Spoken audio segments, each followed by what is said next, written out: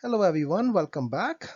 In this section, we will learn about two different functional groups, and they are esters and amides.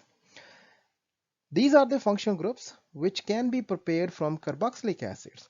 Therefore, they are also known as carboxylic acid derivatives. So in other words, because esters and amides both can be prepared from carboxylic acid, so therefore they are known as carboxylic acid derivatives.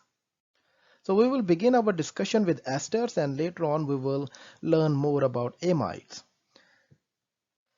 Because ester can be prepared from carboxylic acid, therefore ester functional groups looks quite similar to carboxylic acid functional group. For example, we know that carboxylic acid functional group is COOH, and on this side we have an alkyl chain. So this is carboxylic acid. The method to prepare esters or amides from the carboxylic acid will be discussed in next chapter, but for now just remember that both esters and amides can be prepared from carboxylic acids. So when carboxylic acids are converted into esters, the functional group will change slightly. So in esters, as you can see, the left hand of this part is exactly similar to the carboxylic acid part. Only difference will be that on the other side of the functional group, instead of hydrogen, we will have another alkyl chain. So this group is known as ester. Many esters are fragrant and pleasant smelling compounds. For example, jasmine contains or the flower jasmine, so that contains an ester called methyl jasmonate, and the ester functional group in this compound is shown here. So this is the compound, this entire thing is the compound which gives fragrance to jasmine flowers. An ester is characterized by a carbonyl group in which the carbon atom has a bond to an oxygen which is further connected to another alkyl chain. Let's call this R1, and the carbonyl has a usual bond with another alkyl chain on the other side. So this is an ester, and the functional group within the ester is highlighted in yellow color. So ester functional group is COO.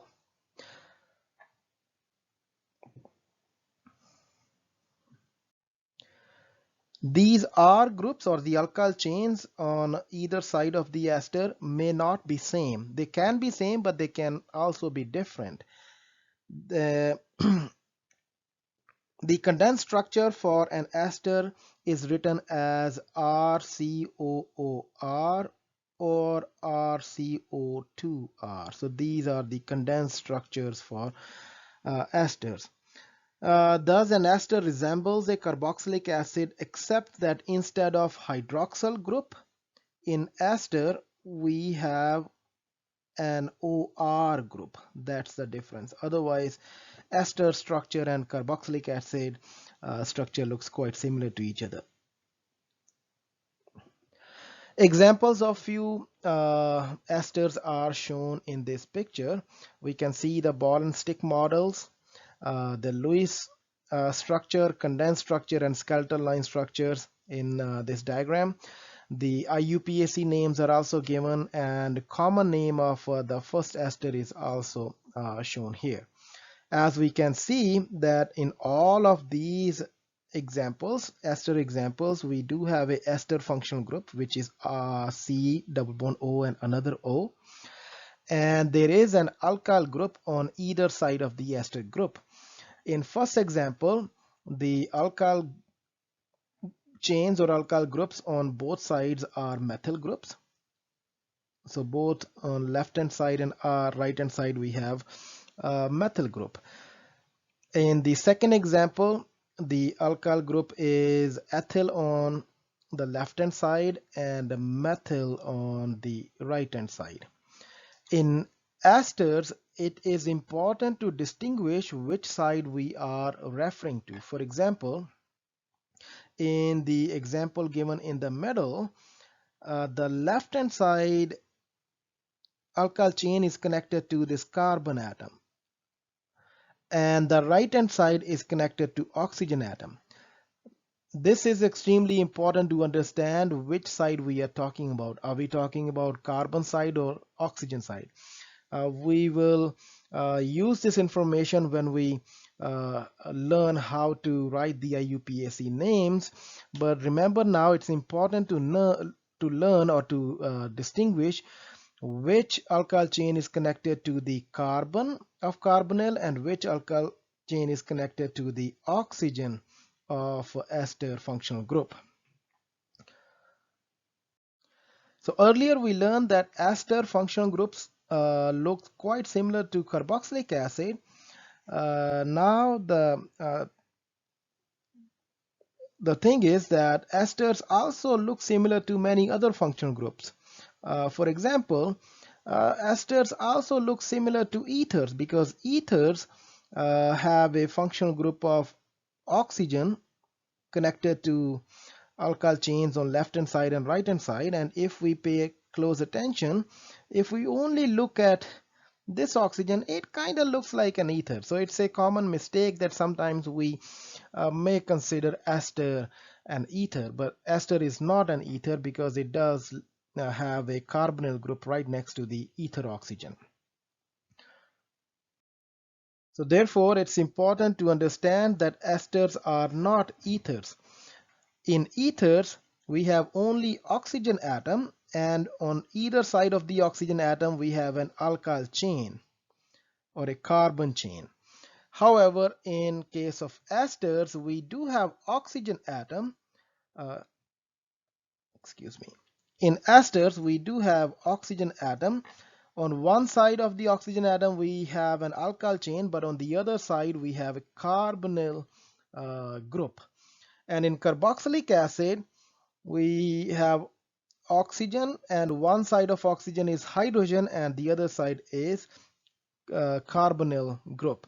So now you can see that there are similarities between carboxylic acids and esters, and there are also similarities between ester and ethers, but they are not exactly same. There are some important differences, and it's extremely important to understand those differences because the chemical and physical properties of these three categories of organic compounds are totally different from each other.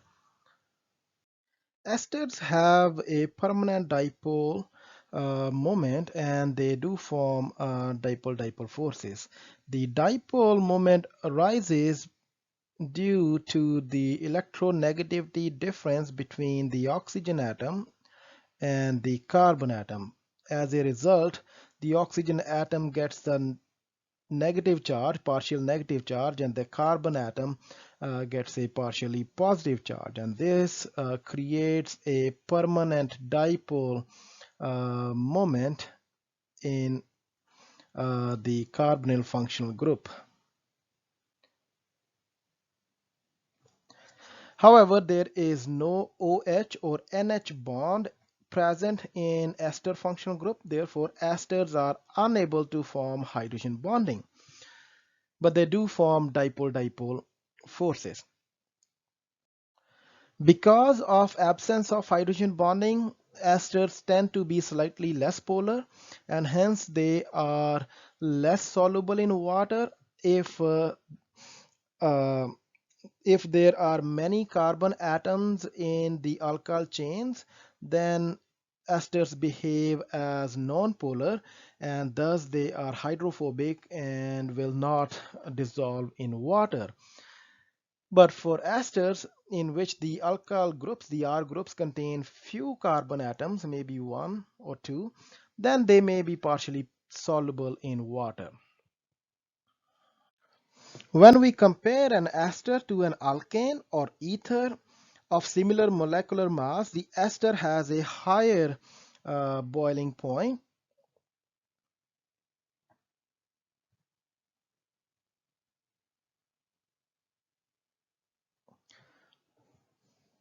This is because ester have stronger dipole-dipole intermolecular interactions as compared to alkanes or ethers.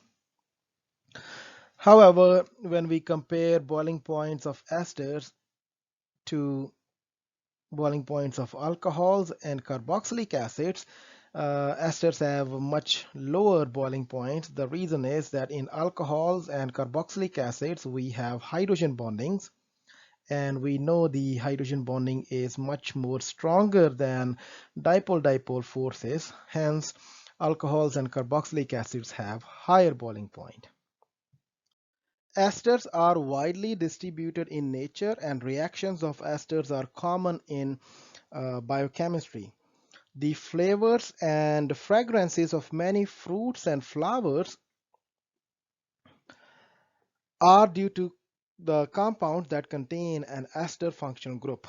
The fragrance of an ester depends on its shape, which is determined by the structure of both the alkyl chain as well as the uh, OR chain group in the ester functional group. Fat molecules, which serve as a body's long-term source of energy, also contain ester functional groups. Fats have a structure characterized by three ester functional groups as shown in this figure. This kind of a fat is known as triglyceride, and triglycerides are found in our body as well as in many food sources. And as we can see, triglycerides contains ester functional group, and there are three esters present in these triglyceride fat molecules. Many pharmaceutical compounds also contain ester functional group. One of the most common example is aspirin. Aspirin is one of the most common and earliest known anti-inflammatory and pain-killing medication, and the molecular structure of aspirin is shown here. And in this medicine, the ester functional group is highlighted in yellow. Aspirin also contains carboxylic acid functional group, which can also be seen here. The compounds procaine and benzocaine are topical anesthetics, and they also contain ester functional group as shown here, highlighted by green color. Presence of these ester functional group is important for their properties as topical anesthetics. Let's rank these compounds from most soluble to least soluble in water. Remember, if a compound has a hydrogen bonding, it will be most soluble, and if a compound has only London dispersion forces, it will be insoluble. Compounds which have dipole-dipole forces will be moderately soluble in water. So in these examples, the compound A is an ester. Esters do have a polar bond, but they are not able to form hydrogen bonding. So therefore, esters only form dipole interactions. Compound B is an alkane, and alkanes do not have any high electronegativity element. So therefore, there is no polar bonds. It's totally non-polar. Hence, it will not be soluble in water. So this should be insoluble in water. And finally, compound C is a carboxylic acid, and carboxylic acids do form hydrogen bonding, and therefore they should be soluble in water. And if we have to rank them, so then the most soluble will be compound C, will be most soluble. then compound A, and the least soluble will be compound B.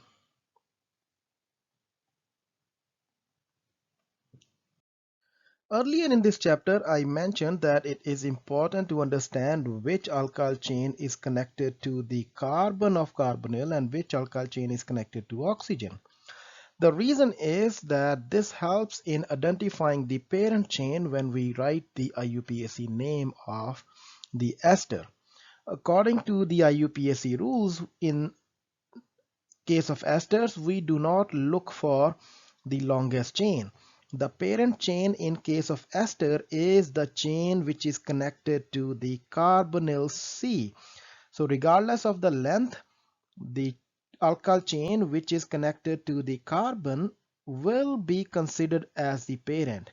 Even if it's the smallest chain, it would still be considered as the uh, parent chain. The other alkyl chain is considered as a substituent like methyl, ethyl, propyl, any other normal substituent. So keeping this in mind, now we will learn how to name esters using the IUPAC rules. According to IUPAC rules for naming esters, first we identify the parent chain, and remember, parent chain is the alkyl chain which is connected to the ester functional group or ester carbonyl functional group. So starting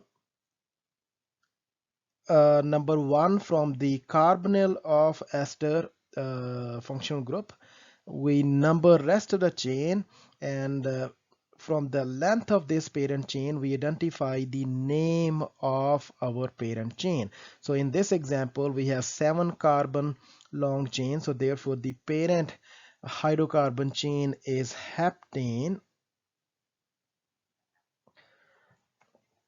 and the other chain is considered as a substituent. So in the other side, the carbonyl, the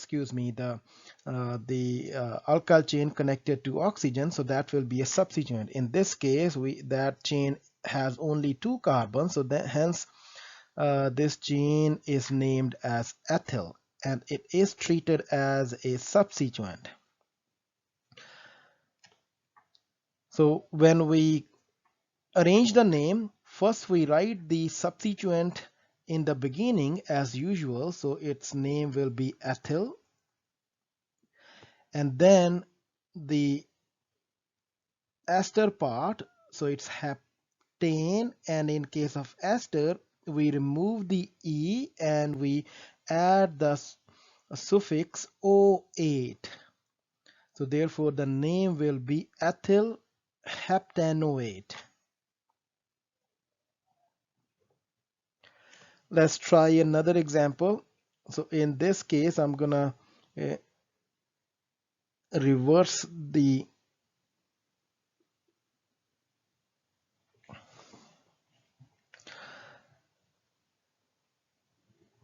ester functional group, and as you can see that in this case the carbonyl group is on the right hand side, so that doesn't matter.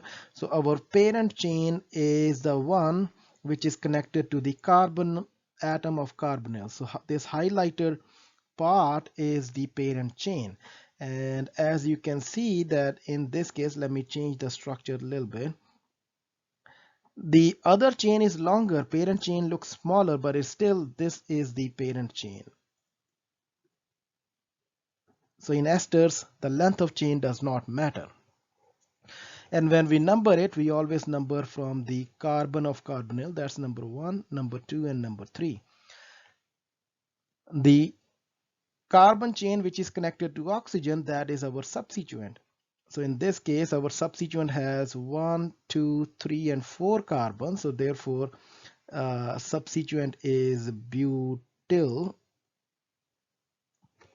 And when we arrange the name, first we write the name of substituent in the beginning. So it's butyl.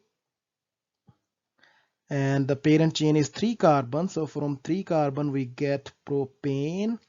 And in case of ester, we remove the E and we add the suffix O8. So therefore this ester has a name of butyl propanoate. Let's practice few more names. In example A, the parent chain is on the left hand side,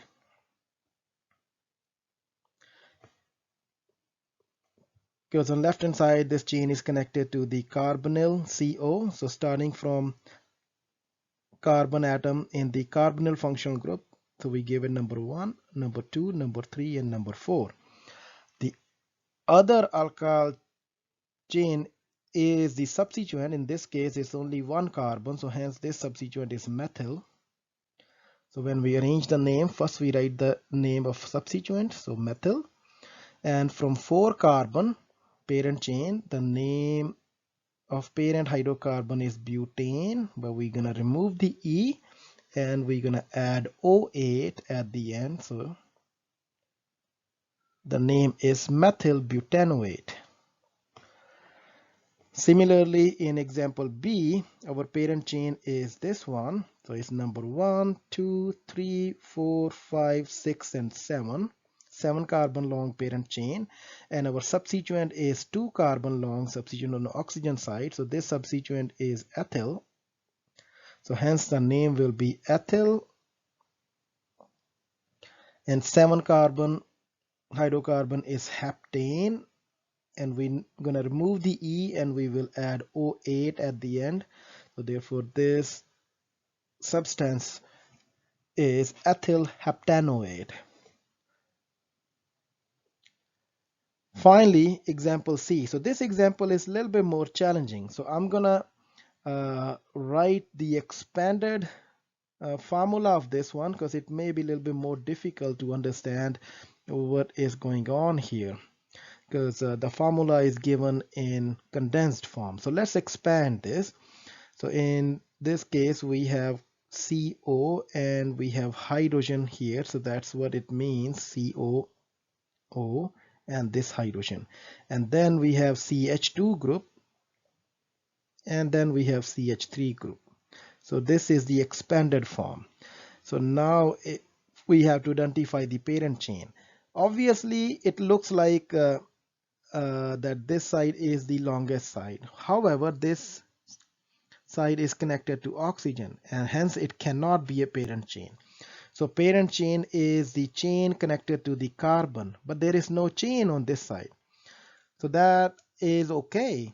All we need to know is how many carbons are on this side. So in this case only one carbon. Okay, as long as we know how many carbons are on this side, we are okay. So that's one carbon.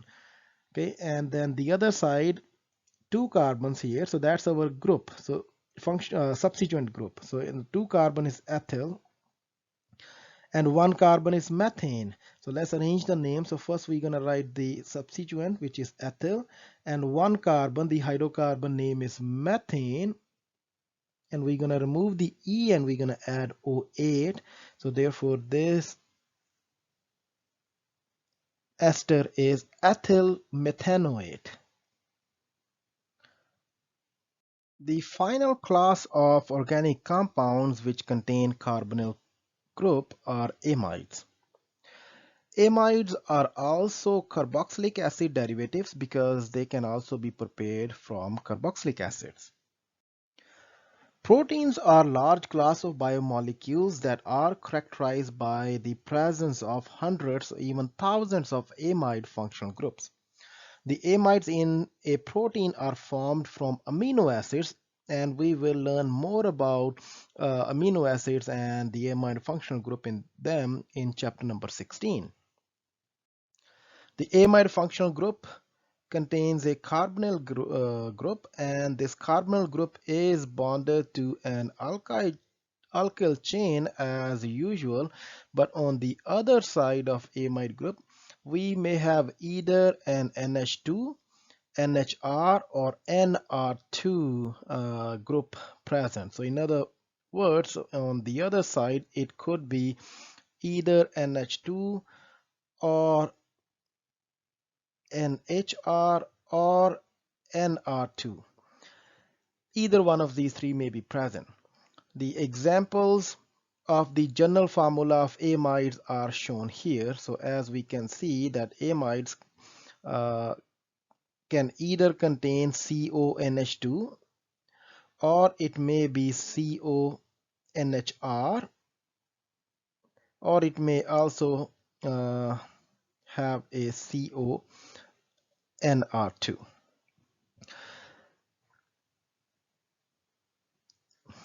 So the point to understand here is that in amides we will have a carbon with a double bond with oxygen atom, which is also known as carbonyl group, and one side of that carbonyl group will have a alkyl chain, the other side will have a nitrogen. Now nitrogen atom may be connected to two hydrogen atoms, or one hydrogen and one alkyl chain, or it may be connected to both alkyl chains. In either of these three cases, it will be categorized as an amide.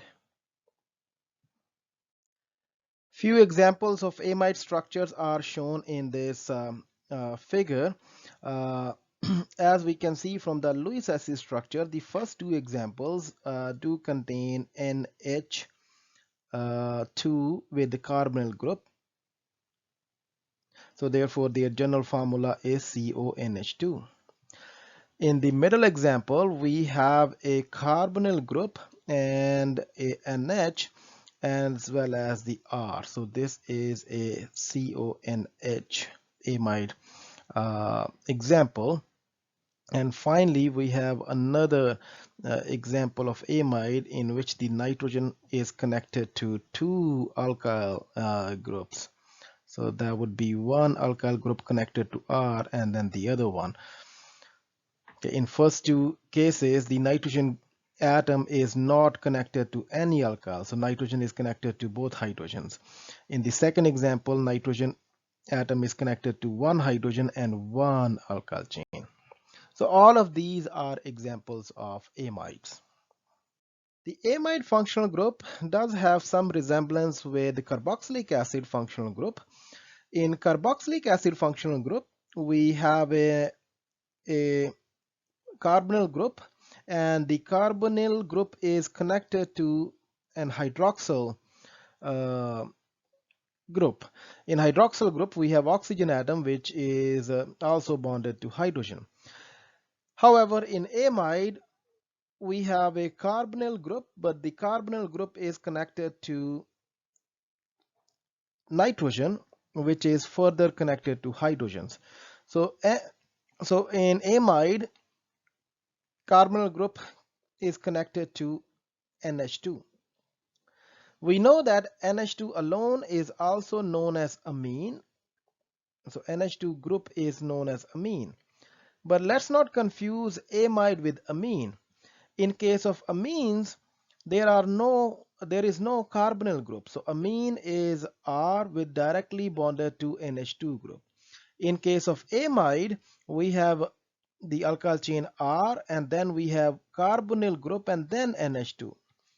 So this together, CONH2 is amide. If we have only NH2, then their functional group is known as amine. So therefore, compounds with amide functional group are different from organic compounds with amine functional group. Their properties are different. For example, amines act as bases. Amines are bases. Carboxylic acid act as acids. And amides, they are neither acid nor base. So amides, they do not act as base. Let's try to find which of these following compounds are amides.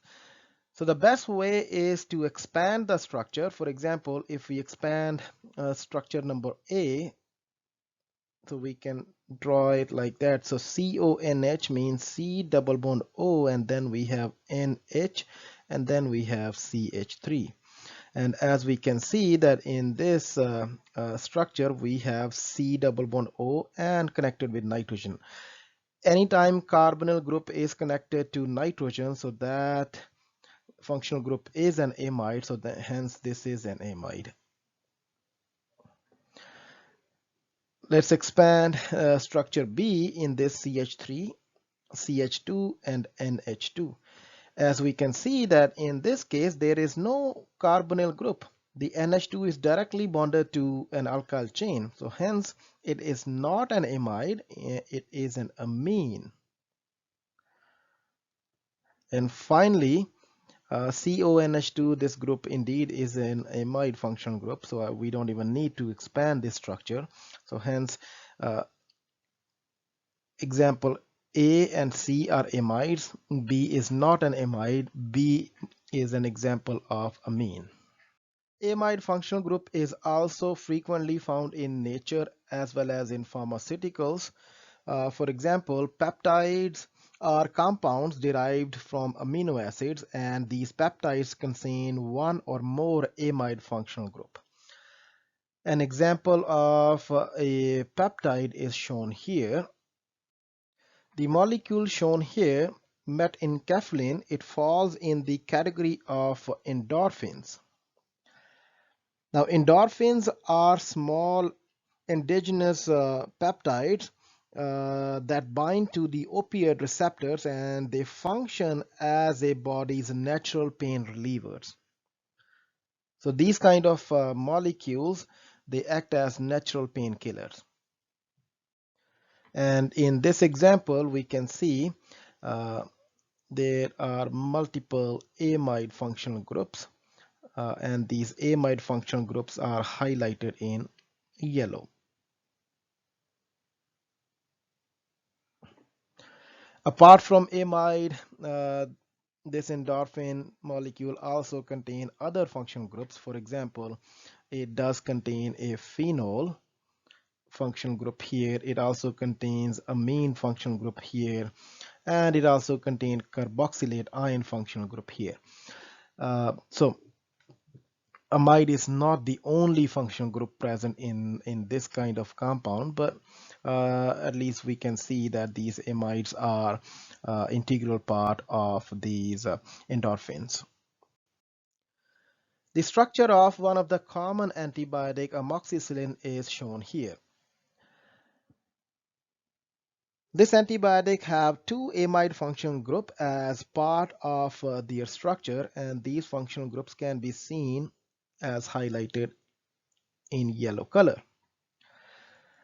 The amide functional group present in the four-membered ring structure reacts with a key enzyme found in bacteria. This key enzyme in bacteria is required to build the cell wall of the bacterial cell. And after interacting with that enzyme, the bacteria is no longer capable of building its cell wall, and hence it gets killed. Human cells do not have cell walls, so therefore this antibiotic does not interfere with any important enzyme required by human cells. And that's why this is one of the most important antibiotic known to us. The structure of one of the drug, atenolol, is shown here. Let's identify different functional groups present in this molecule. So let's start with the amide. So amide functional group, as we know, has a carbonyl which is connected to nitrogen.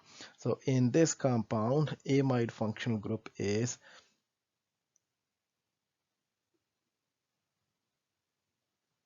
present on the right side of the molecule as highlighted in yellow color.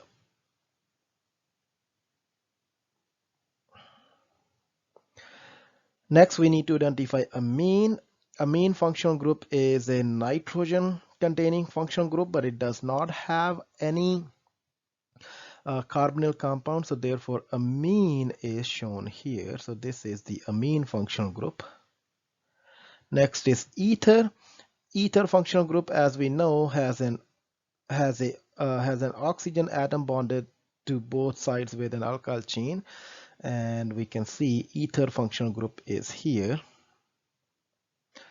And finally, we need to identify a secondary alcohol, and secondary alcohol functional group is shown here.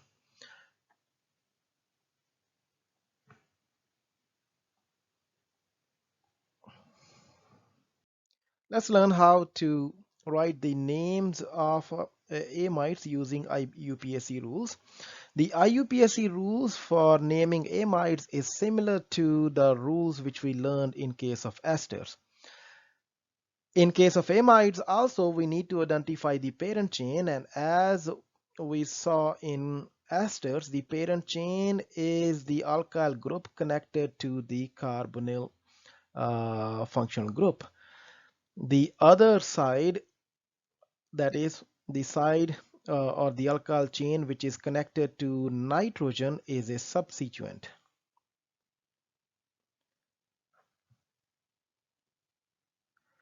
So in other words, the parent chain may not be the longest chain. In case of amides also, the parent chain is the one which is connected to the carbonyl carbon, and we always give number 1 to the carbon atom present in the carbonyl compound. So in this case, our parent chain has 6 carbons, hence the hydrocarbon for 6 carbon is hexane. And for amides, we remove the E and we add amide at the end. So this will become hexanamide. The alkyl chain present on the other side is treated as a substituent. So in this case, that alkyl chain is ethyl. So only difference is that we use a letter N in the beginning instead of number to specify that this alkyl chain is connected to the nitrogen atom. So therefore the name is N-ethyl. So this is ethyl group and is bonded to nitrogen atom. So that's why we call it N-ethyl hexane, and we will remove E at the end and we will add amide, hexane amide. So this will be the name of this amide. Let's try another example.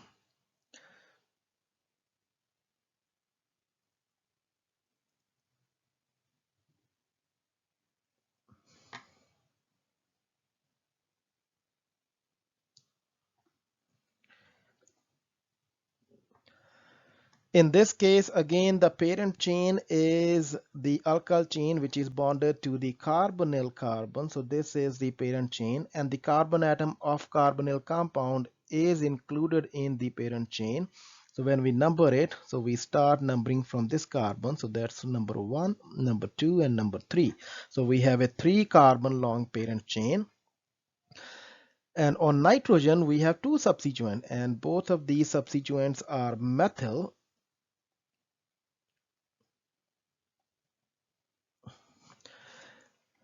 So in just like normal hydrocarbon name, so the substituent are named first because there are 2 substituents, so therefore they are dimethyl.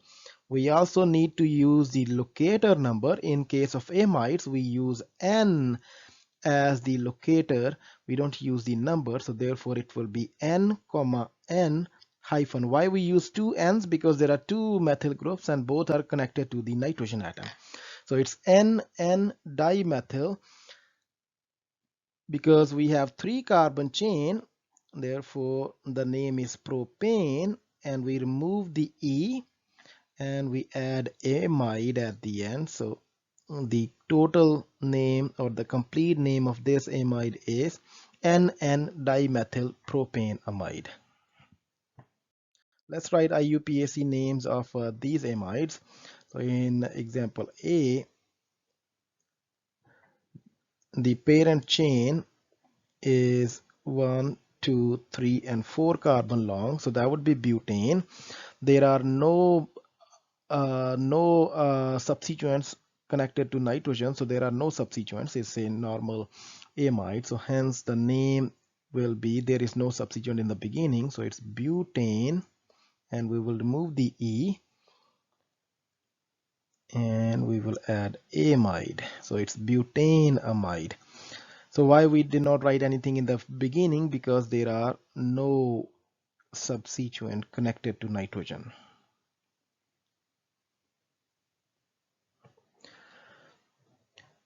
In example B, we do have substituents. Again, the parent chain is highlighted in yellow, and it is again 4 carbon long. But now, as you can see, that we do have a substituent connected to the nitrogen atom. This is an ethyl group, and we do have a methyl group also. So there are 2 substituents. And when we write the name, we write the substituent in the beginning alphabetically. So therefore the name will be N, N. 2 N's means that there are 2 substituents connected to the nitrogen hyphen. First we write alphabetically ethyl. So excuse me.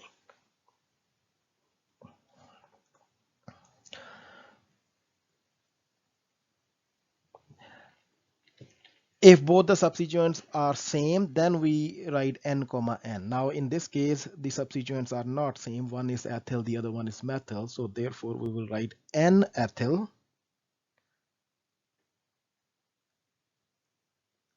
N-methyl,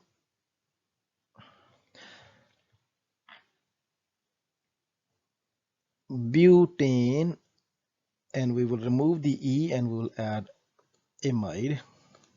So N-ethyl, N-methyl, butane, amide.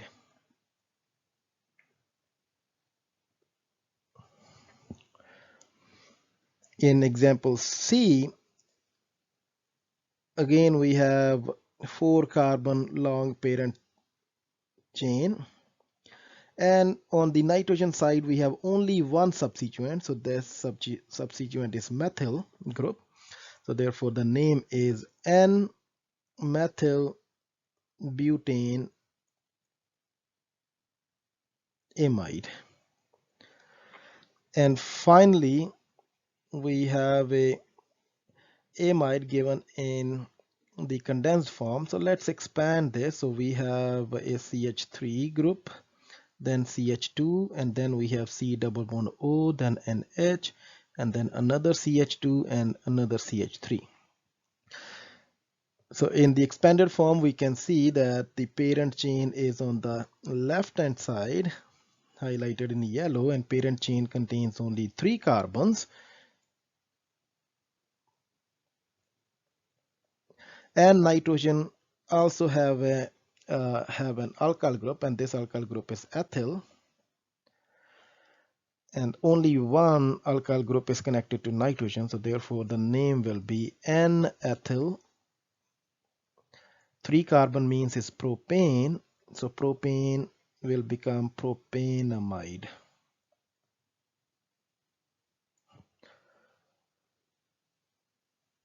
So with that, we conclude chapter number 12. In this chapter, we learned about organic compounds which contain carbonyl based functional groups. So we learned about aldehydes. The functional group aldehyde is C double bond O and H, and then we discussed about ketones. Ketones have a carbonyl group, and both sides of carbonyl group are connected with alkyl chains. And in case of carboxylic acid, the carbonyl group is connected to hydroxyl group, so this would be a carboxylic. In case of ester, we have a carbonyl group which is bonded to O, oxygen, and another alkyl chain. And finally we learned about amides, in which carbonyl group is connected to nitrogen based groups. The similarity between all these categories is that they all contain a carbonyl group, but these carbonyl groups are connected to different units on the right hand side, and hence their chemical and physical properties are different from each other. Thank you for watching the video. If you have any question, please let me know. Have a wonderful rest of the day. Bye bye.